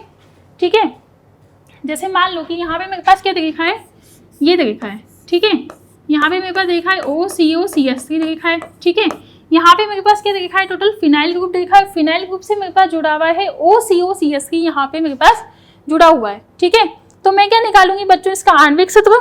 और आणविक सूत्र निकाल के मैं क्या कैलकुलेट कर लूंगी, इसकी ग्राम में मात्रा। ठीक है, तो यहाँ पे मैं कैलकुलेट कर रही हूँ इसका C6H5, या फिर हम इसको पीछे कर लेते हैं। हाँ, यहाँ पे मेरे पास बन के आ गया है OCOCH3। ठीक है, और यहाँ पे मेरे पास था C6H5, यही था ना। यदि मैं केवल बेंजीन लेती हूँ यहाँ पे, आणविक सूत्र निकालने का तरीका देख लो बच्चों। फिर यहाँ पे मेरे पास क्या है, OCOCH3 है।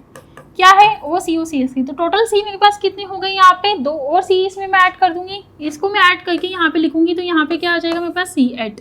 H कितने बच्चों 5, और यहाँ पे कितने H दिख रहे हैं 8।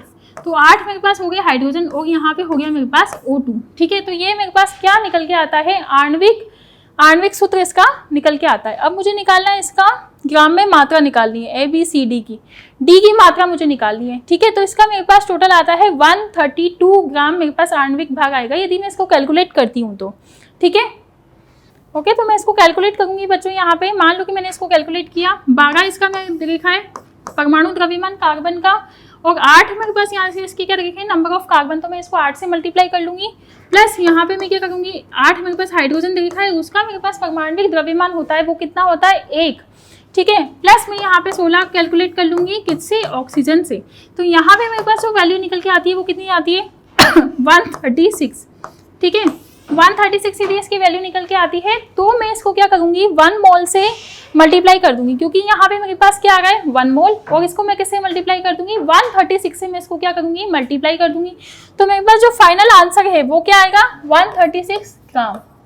कितना आएगा बच्चों 136 ग्राम मेरे पास यहाँ पे निकल के आता है। ठीक है, तो मेरे पास यहाँ पे जो निर्मित उत्पाद डी की मात्रा है वो कितनी है 136 ग्राम। ठीक है, नेक्स्ट आता है बच्चों हमारा सेक्शन नंबर 2। सेक्शन नंबर 2 में हमें क्या दिया हुआ है 6 में आप लोगों के क्वेश्चन दिए हुए हैं। ये क्या है, पार्शियली मार्किंग आप लोगों को यहाँ पे दी हुई है, मतलब आंशिक मूल्यांकन आप लोगों का यहाँ पे दिया हुआ है। यदि आपका पूरा क्वेश्चन सही होता है तो +4, यदि आपको यहाँ पे केवल 4 ऑप्शन में से ओनली 3 ऑप्शन करेक्ट होते हैं तो आपको +3 मिलता है। ठीक है, यदि आपके इफ 3 और more option are correct but only 2 option are chosen both of which are correct, तो आपको कितना नंबर मिलता है यहाँ पे +2। ठीक है, इस तरह से यहाँ पे आपकी पार्शियली मार्किंग दी हुई है और साथ में नेगेटिव मार्किंग भी आपको दी हुई है। ठीक है, तो टोटल इसमें यहाँ पे MCQ मतलब बहुविकल्पात्मक क्वेश्चन कितने हैं बच्चों 6। ठीक है, हम करते हैं इसको। देखो द्विपरमाण्विक अणुओं के लिए किससे दिया हुआ है क्वेश्चन, केमिकल बॉन्डिंग से, रासायनिक बंध से, और बहुत ही सिंपल क्वेश्चन है बच्चों। द्विपरमाण्विक अणुओं के लिए 2pz कक्षकों के अतिव्यापन द्वारा निगमित आणविक कक्षकों के संदर्भ में सही कथन है। देखो यहाँ पे सिग्मा कक्षक में कुल 2 नोडीय तल होते हैं, बिल्कुल सही है ये वाला, कि सिग्मा जो कक्षक है उसमें टोटल कितने होंगे 2 नोडीय तल। देखो ये वाला सिग्मा और ये वाला क्या होगा p ऑर्बिटल। ठीक है, ठीक है, p ऑर्बिटल हो गया। px py की यदि हम बात करें तो यहाँ पे हमारे पास जो ऑर्बिटल बन रहा है इसका अतिव्यापन से यहाँ पे क्या होगा सिग्मा बॉन्ड, और यहाँ पे हमारे पास 2 नोडीय तल प्रेजेंट होंगे। ठीक है, तो यहाँ पे लिख देती हूँ माइनस प्लस माइनस। ठीक है, ये दोनों आपस में ओवरलैपिंग करके क्या बना लेते हैं सिग्मा बना लेते हैं। कैसे बनाएंगे सिग्मा, इस तरह से ठीक है।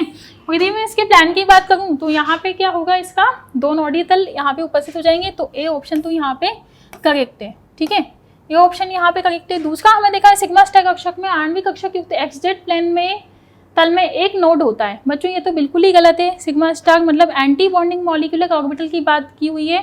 ठीक है, विपरीत आबंदी की यहाँ पे बात की हुई है। तो सबसे पहले यदि हम बात करें एक्सजेड प्लेन की, तो यहाँ पे यदि मैं एक्सजेड प्लेन की बात करूँ तो देखो एक्स वाई और जेड ये आपस में क्या है, लंबवत है।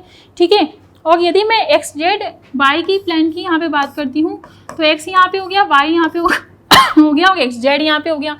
तो ये क्या है, आपस में लंबवत है और इनके बीच में एक ही तल है। क्या इनके बीच में देखो, ये देखिए मैं यहाँ पे ऐसे बात करती हूँ, सिग्मा की ही बात कर रही है यहाँ पे, है ना, सिग्मा स्टार। यहाँ पे क्या होगा, माइनस प्लस माइनस और प्लस। ठीक है, अब वो एक्स जेड की हमारे पास यहाँ पे बात कर रहा है बच्चों, तो एक्स जेड में कितने तल होते हैं, एक ही नोड होता है। ये तो गलत हो गया, एक नोड तो कैसे होगा। ठीक है, क्योंकि यहाँ पे हमारे पास क्या बन जाता है, इस तरह से इलेक्ट्रॉन का क्लाउड बन जाता है। ठीक है, तो यहाँ पे हमारे पास कितने प्रेजेंट होंगे बच्चों, दो नोड प्रेजेंट होंगे। ठीक है, अब देखो यहाँ पे ये वाला तो हो गया फिर गलत। ठीक है, आप देखो पाई में तल में एक नोड होता है जो आणविक कक्षक के लंबवत होता है, अणु के केंद्र से गुजरता है। अब देखो पाई ऑर्बिटल की यदि हम बात करें यहाँ पे, ठीक है, तो इस तरह से पाई होगा और इस तरह से जब पाई होगा और इनके बीच में अतिव्यापन होगा तो यहाँ पे हमारे पास क्या बन के आता है, इस तरह का बन के आता है। ठीक है, इस तरह का हमारे पास बन के आएगा।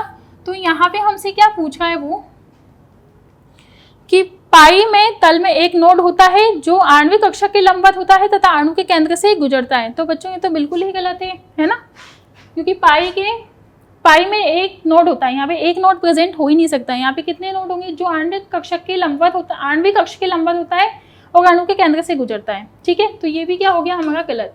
पाई स्टार मतलब यहाँ भी हमें किसकी बात की हुई है, आबंध विपरीत एंटी बॉन्डिंग मॉलिक्यूलर ऑर्बिटल की यहाँ पे हमसे बात की हुई है। तो पाई स्टार कक्षक में आणविक कक्षक एक्स वाई प्लेन तल में एक नोड होता है, ये सही है बच्चों। एक्स वाई तल में यदि हम बात करते हैं तो कितना होता है, एक ही होता है। ठीक है, यदि हम इसको निकालने की कोशिश भी करें तो एक्स वाई तल में यदि हम निकालें इसको, ठीक है, ये एक्स हो गया, ये वाई हो गया, और यदि हम इसको इस तरह से निकालेंगे तो ये क्या है, एक दूसरे के लंबवत होगा। क्या देखो एक्स वाई तल में एक ही नोड होगा, क्यों, क्योंकि एक दूसरे के लंबवत है। क्या यहाँ पे कितना नोड आ गया, एक ही नोड आ गया। ठीक है, तो इस तरह से ये वाला क्या हो गया हमारा, सही हो गया, डी वाला। तो आंसर आ गया बच्चों इसका ए और डी। उसके बाद हम यहाँ पे आ जाते हैं, अधिशोषण प्रक्रिया में संदर्भ में सही कथन होता है। बच्चों ये तो बिल्कुल फैक्चुअल क्वेश्चन है, एनसीईआरटी से उठ के आया है। रासायनिक अधिशोषण का परिणाम एक परतीय होता है, सही है। ठीक है भौतिक अधिशोषण के दौरान एंथैल्पी परिवर्तन 100 से 140 किलोजूल पर मोल की सीमा में होता है। बच्चों इससे लोअर टेम्परेचर, इससे नीचे वाली एंथैल्पी पे होता है। ठीक है, रासायनिक अधिशोषण एक ऊष्माशोषी प्रक्रिया है, गलत है, ऊष्माक्षेपी होती है। ठीक है, एंडोथर्मिक एक्सोथर्मिक, तो यहाँ पे एक्सोथर्मिक होती है क्योंकि यहाँ पे बॉन्ड का फॉर्मेशन हो रहा है। ठीक है, ताप में कमी भौतिक अधिशोषण प्रक्रिया के लिए अनुकूल होती है, बिल्कुल सही है। टेम्परेचर में जो कमी होती है वो अधिशोषण अभिक्रिया के लिए क्या होती है, अनुकूल होती है। तो ये वाला यहाँ पे इसका भी आंसर सही है। इसके बाद यदि हम बात करते हैं बच्चों, बॉक्साइट अयस्क में एल्यूमिनियम में वैद्युत रासायनिक निष्कर्षण में होता है। देखो सबसे पहले यदि हम इसकी बात करें, कोक सी के साथ L2O3 की अभिक्रिया टेम्परेचर 2500 डिग्री सेंटीग्रेड पे होता है। कितना होता है, 2500 डिग्री सेंटीग्रेड पर होता है। तो बच्चों यहाँ पे यदि हम एल्यूमिना की जो अभिक्रिया है कोक के साथ यदि 2500 डिग्री सेंटीग्रेड के ऊपर तापक्रम पे हम यदि इसको करवाते हैं तो यहाँ पे हमारे पास क्या बनता है, काफ़ी कॉस्टली ये पड़ेगा, क्योंकि इसका जो वैल्यू होना चाहिए वो कितना होता है, 950 डिग्री सेंटीग्रेड पे होगा। ठीक है, तब एल्यूमिना हमारे क्या पड़ेगा, उस रेंज में पड़ेगा। इतना कॉस्टली तो मतलब ही नहीं है। ठीक है, कार्बाइड बनेगा। अवशोषित जलयोजित एल्यूमिना L2O3 के लिए CO2 गैस गुजारने पर एल्यूमिनेट विलयन का क्या होता है, उदासीनीकरण होता है। तो बच्चों यहाँ पे यदि L2O3 एल्यूमिना को मैं क्या करूँ, CO2 के साथ निकालती हूँ। ठीक है, तो मेरे पास क्या बनता है, L2O3 बनता है। क्या बनता है बच्चों, L2O3 बनता है।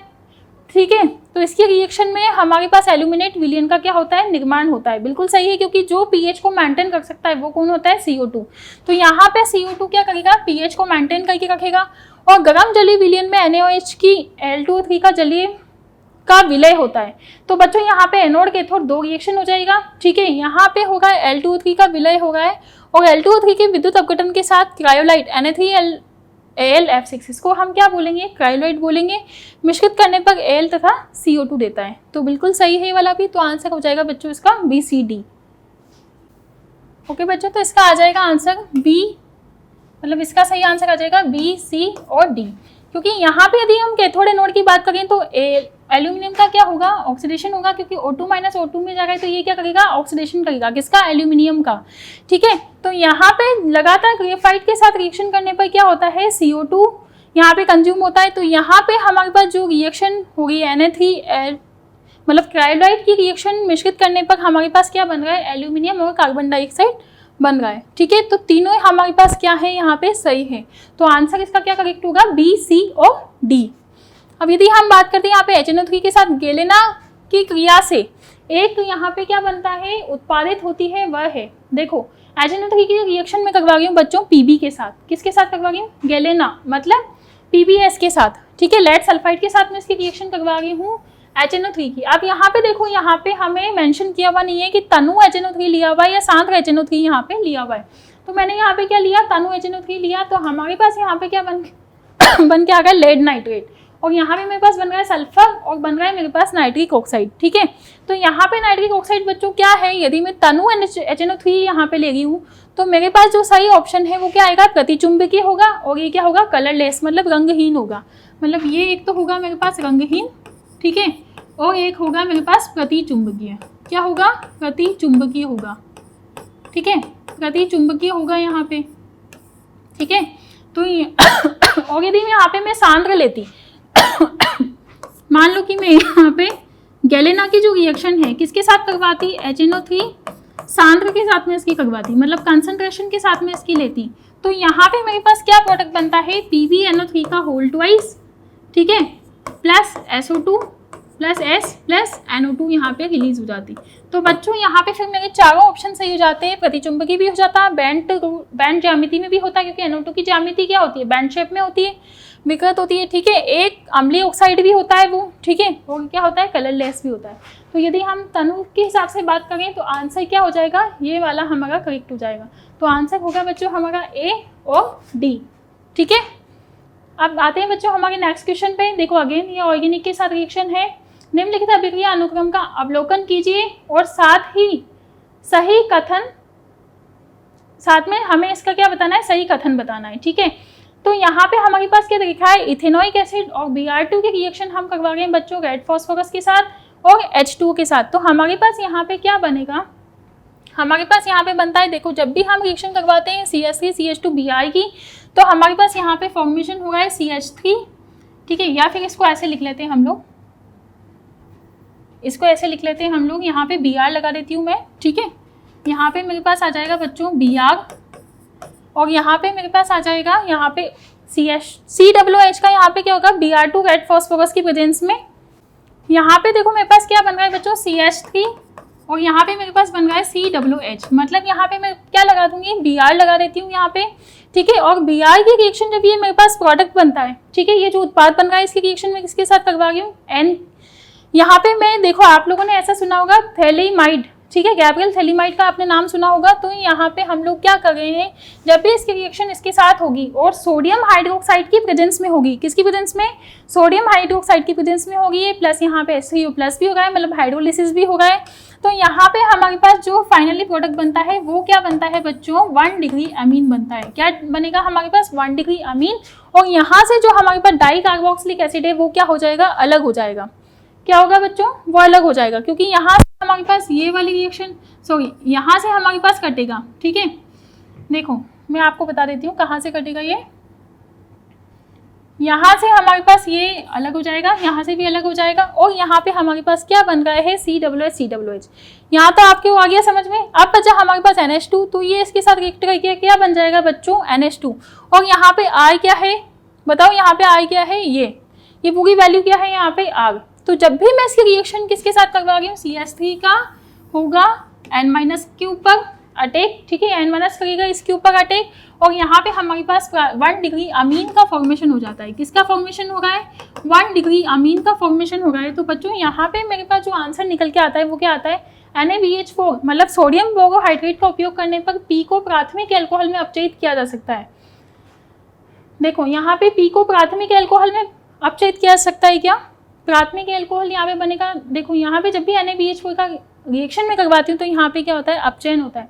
तो बच्चों यहाँ पे तो प्राथमिक एल्कोहल तो नहीं बनेगा, ठीक है, प्राथमिक एल्कोहल तो यहाँ पे बनने वाला नहीं है, क्योंकि बनेगा तो यहाँ पे क्या बनता है, COOH के रिडक्शन से एल्डिहाइड बन जाएगा, ठीक है। सांद्र NH4OH के साथ विलयन के साथ पी की अभिक्रिया के पश्चात अम्लीकरण करने पर क्यों देता है? सांद्र NH4OH के साथ यदि मैं रिएक्शन करवाती हूँ तो यहाँ पे पी की क्रिया के पश्चात, मतलब इसकी क्रिया के पश्चात मेरे पास क्या बनता है, यहाँ पे क्यू बनता है, मतलब 1 डिग्री एमीन। ऐसा पॉसिबल ही नहीं है कि हाइड्रोक्सिल एमीन के साथ यदि आप रिएक्शन करवा रहे हो तो ये बन जाएगा। तो ये दोनों आंसर तो हो गए बच्चों मिसमैच। अब जलीय HCl में NaNO2 के विलयन के साथ यदि Q के साथ अभिक्रिया करने पर N2 विमुक्त होती है, बिल्कुल होती है। यदि मैं RnH2 की रिएक्शन करवाती हूँ, ठीक है, NaNO2 HCl के साथ तो मेरे पास बनता है बच्चों N2Cl। क्या बनेगा, N2Cl का फॉर्मेशन होता है। यदि मान लो कि मैं RnH2 की रिएक्शन करवा रही हूँ, किसके साथ करवा रही हूँ, HNO2 के साथ करवा रही हूँ प्लस HCl के साथ करवा रही हूँ, मतलब BDC वाली रिएक्शन होगी है। तो यहाँ पे मेरे पास बनता है Rn2Cl, ठीक है। और जैसे ही मैं इसको क्या करवाती हूँ, यहाँ पे Q के साथ अभिक्रिया करवाती हूँ, मतलब यहाँ पे इसकी रिएक्शन में करवाती हूँ उससे, तो यहाँ पे N2 क्या हो जाता है बच्चों, अलग हो जाता है। क्या होता है, N2 इंक्रीज हो जाता है, ठीक है। तो इस तरह का रिएक्शन हम लोग यहाँ पे लिख सकते हैं, ठीक है। तो हमारा जो आंसर है वो क्या होगा, ये वाला करेक्ट होगा, ठीक है। उसके बाद यहाँ पे देखो बच्चों CH3CH2 COOH P से अधिक अम्लीय है, यहाँ पे से P अधिक अम्लीय है। देखो यहाँ पे क्या है, COOH CH3CH2 हो रहा है, यहाँ पे लगा है हमारे पास प्लस आई इफेक्ट। क्या लगा है यहाँ पे, प्लस आई इफेक्ट लगा है इथाइल ग्रुप की वजह से। और यहाँ पे हमारे पास है Br, तो इस पे लगा है बच्चों माइनस आई इफेक्ट। और माइनस आई इफेक्ट जिसका ज़्यादा होता है उसका क्या होता है, अम्लीय सामर्थ्यता भी ज़्यादा होगी। इसलिए मैं यहाँ पे क्या कर देती हूँ, ऑप्शन डी को करेक्ट यहाँ पे मैं कर देती हूँ, ठीक है। उसके बाद नेक्स्ट हम देखते हैं बच्चों, देखो यहाँ पे निम्नलिखित अभिक्रिया का अनुक्रम का अवलोकन कीजिए। अब यहाँ तो हमें ना तो यहाँ पे प्रोडक्ट हमें देखा है, ठीक है, या ना हमें यहाँ पे उत्पाद देखा है, ठीक है। यहाँ पे हमें केवल COOH देखा है, तो हमें क्या देखनी है, यहाँ पे पॉसिबिलिटीज देखनी है, ठीक है। अब हम इसका ऑप्शन चेक करते हैं, पहले ऑप्शन मैच करते हैं। H2PD इथेनॉल में लेती हूँ या SnHCl में लेती हूँ, तो बच्चों यहाँ पे क्या होगा, मेरे पास यहाँ पे होता है रिडक्शन। तो इन दोनों की वजह से तो मेरे पास क्या हो जाता है, अपचयन हो जाता है। क्या होगा, अपचयन होगा या रिडक्शन होगा, ठीक है। और इस रिडक्शन की वजह से मेरे पास यहाँ पे क्या बन जाता है, ये NH2 में कन्वर्ट हो जाता है, मतलब बेंजीन रिंग आ जाएगा। और बेंजीन रिंग पे मैं यहाँ पे लगा देती हूँ NH2 और यहाँ पे लगा देती हूँ मैं H3C, ठीक है। तो यहाँ पे मेरे पास क्या बन जाता है बच्चों, एनिलीन बन जाता है, ठीक है। तो यहाँ पे या तो ये वाला ऑप्शन आएगा H2PD, क्योंकि ये क्या है, अपचयन करता है, और ये वाला भी अपचयन करता है, तो P ये दोनों हो सकते हैं, ठीक है। अब हम चेक करते हैं यहाँ पे आग। तो NaNO2 HCl के साथ जब भी मैं रिएक्शन करवाती हूँ तो हमारे पास कौन सी रिएक्शन होती है, BDC की रिएक्शन होती है। मतलब यहाँ पे मैं NH2 को हटा के NaNO2 प्लस HCl के साथ रिएक्शन करवाती हूँ, ठीक है। NaNO2 प्लस HCl के साथ रिएक्शन करवाती हूँ तो मेरे पास यहाँ पे प्रोडक्ट क्या बनता है, N2Cl प्लस H3C यहाँ पे मेरे पास बन जाता है। यही बनता है बच्चों, H3C और N2Cl यहाँ पे बन जाता है। अब मैं करवा रही हूँ इसका हाइड्रोलिसिस, तो यहाँ पे मेरे पास क्या बनेगा, यहाँ पे मेरे पास बन जाता है बच्चों अल्कोहल बन जाता है, ठीक है। यदि मान लो कि मैं यहाँ पे H2 ले रही, यहाँ पे H2 आपको दिया हुआ है, तो यहाँ पे हमारे पास क्या बन जाता है, अल्कोहल बन जाएगा OH, और यहाँ पे आ जाएगा H3C, ठीक है। और U हम कहाँ से लेंगे इसमें, या तो H3PO2 KMnO4 के साथ में रिएक्शन करवा दूँ N2Cl की, तो ये हो जाएगा ऑक्सीडाइज। और यहाँ पे यदि मान लो मैं N2Cl तो हमारा बन ही गया है, यहाँ पे एस क्या है हमारा N2Cl तो है ही सही। तो ये वाला ऑप्शन तो मेरा हो गया करेक्ट। या तो मैं H3PO2 ले सकती हूँ यहाँ पे, या फिर मैं KMnO4 KOH ले सकती हूँ यहाँ पे, ठीक है।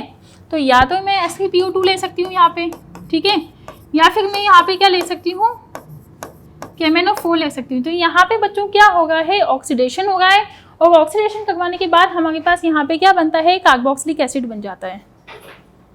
तो बच्चों यहाँ पे मेरे पास बन जाता है कार्बोक्सिलिक एसिड। तो हम ऑप्शन देख लेते हैं इसमें कौन कौन से सही है।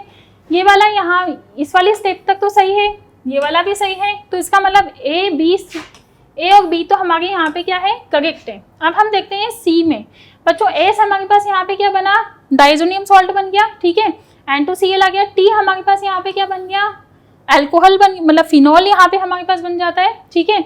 और देन हमारे पास यदि यहाँ पे CH2OH को हम यदि लगा दें KMnO और KOH के साथ हीट कर दें तो भी ऑक्सीडेशन तो हमारा होना ही है, इसलिए यहाँ पे सी ऑप्शन भी क्या है बच्चों, करेक्ट हो जाता है। ठीक है, सी ऑप्शन भी हमारा यहाँ पे क्या है, करेक्ट है। ठीक है, अब आता है बच्चों हमारा सेक्शन 3। This section contains 4। यहाँ पे क्या दिया हुआ है आपको, मैट्रिक्स मैच टाइप क्वेश्चन है, मतलब मिलान कीजिए, सम्मिलित कीजिए, ऐसे वाले क्वेश्चन है। इस set has 1 multiple choice question, यहाँ पे एक क्या है, बहुविकल्पात्मक क्वेश्चन है। और इस set has 2 list 1 and list 2।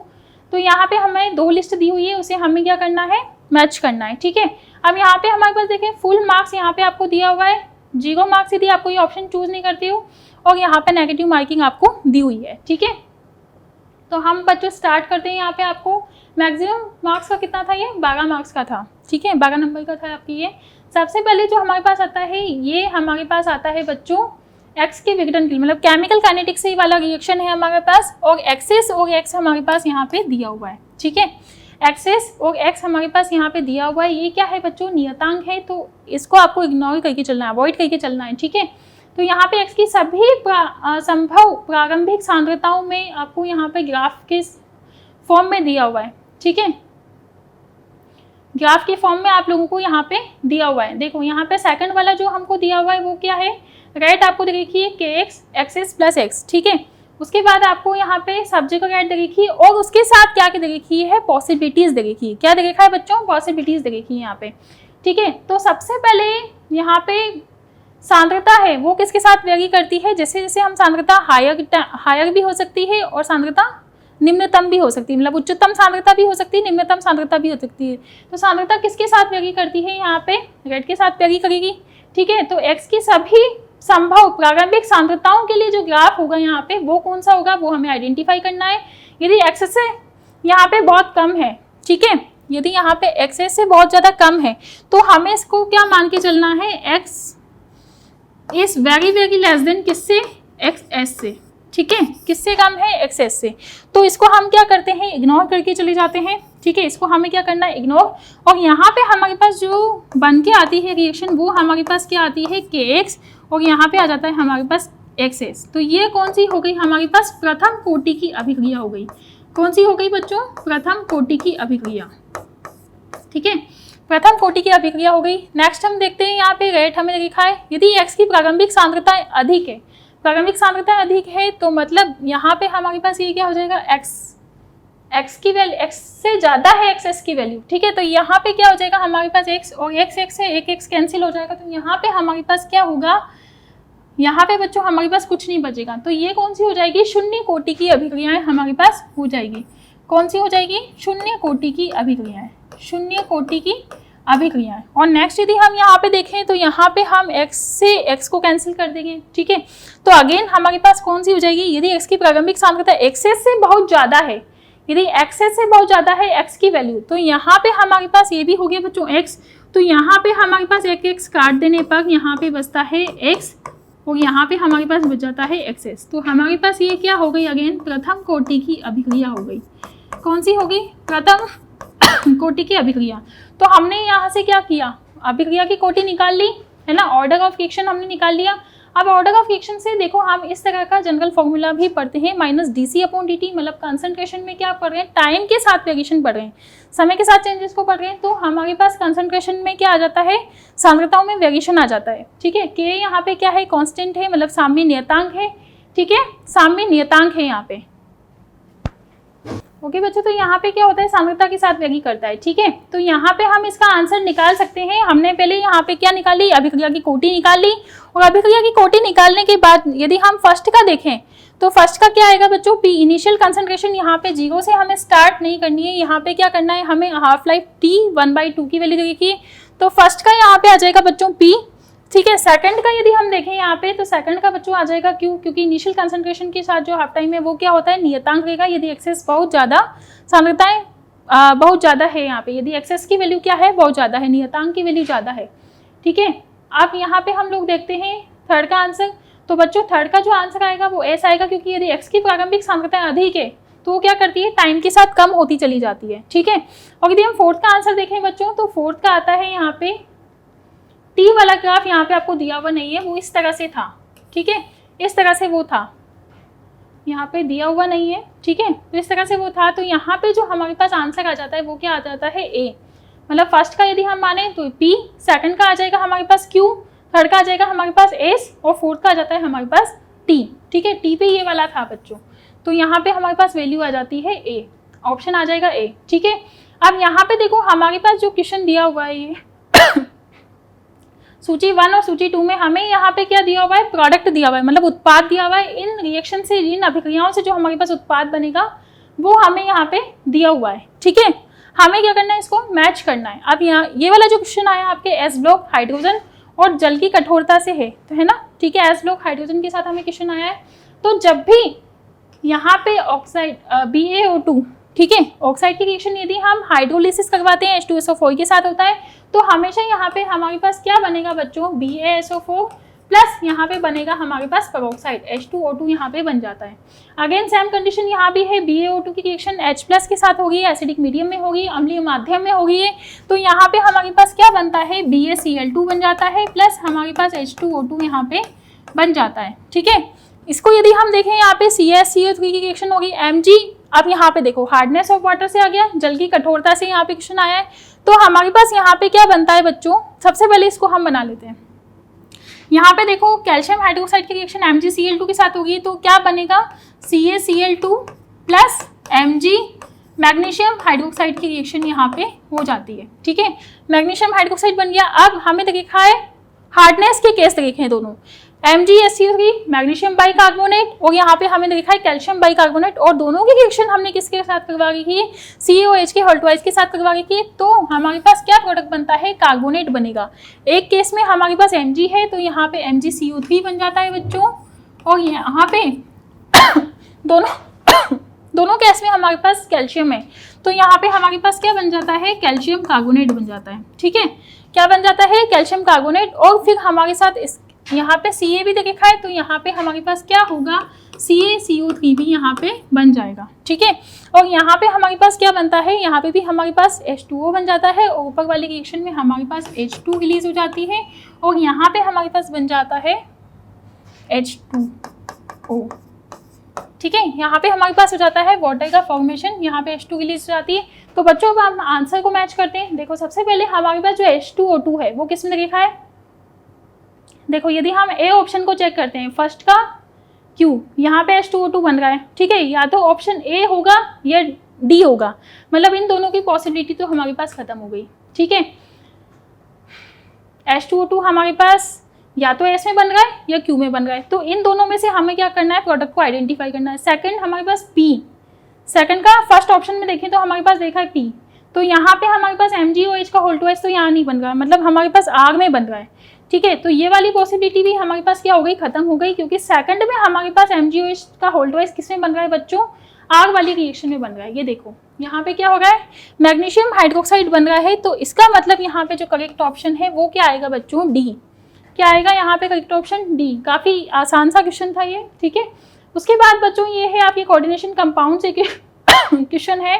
देखो यदि यहाँ पे मैं ले रही हूँ बच्चों यहाँ पे क्रोमियम, ठीक है, CrCN का होल्टवाइज, और यहाँ पे आपको देखे हैं 4 तरह के ऑप्शंस देखे हैं, ठीक है, ठीक है बच्चों। तो यहाँ पे हमारे पास देखा है फर्स्ट का, देखो यहाँ पे हमारे पास है क्रोमियम, ठीक है, और यहाँ पे इसका ऑक्सीडेशन नंबर है Cr2+, ठीक है, और इसका क्रोमियम का हमारे पास कितना होता है, 3d5 होता है, कितना होता है, 3d5 और यदि इसमें से मैं Cr2+ में से 2 इलेक्ट्रॉन निकाल लेती हूँ तो फिर मेरे पास क्या बचता है बच्चों, 3d4।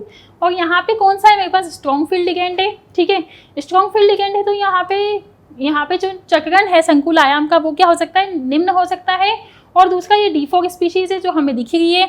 उसके बाद यदि मैं बात करती हूँ आगे रुबिथेनियम Cl6 की, तो यहाँ पे 4d 5d आ जाता है बच्चों, तो इसके लिए हम लोग यहाँ पे ले सकते हैं T2G कारकों में 4 इलेक्ट्रॉन्स होते हैं, ऑब्वियसली बात है 5d4 यहाँ पे हो जाएगा, ठीक है। और इसके बाद मैं यहाँ पे टी की बात करूँ तो D4 स्पीशीज यहाँ भी आएगी, क्योंकि dt जो यहाँ पे कंपाउंड है, ठीक है, यहाँ पे जो संकुल आयन है वो किससे मिलके बनते हैं, डी ब्लॉक के एलिमेंट्स हैं सारे के सारे, तो डी यहाँ पे प्रेजेंट होगा ही सही, मतलब D4 स्पीशीज यहाँ पे होगी सही, ठीक है। और यहाँ पे जो Cn और Cl है वो क्या है बच्चों, प्रबल शक्ति लिगेंड है। कौन से लिगेंड है, प्रबल शक्ति लिगेंड।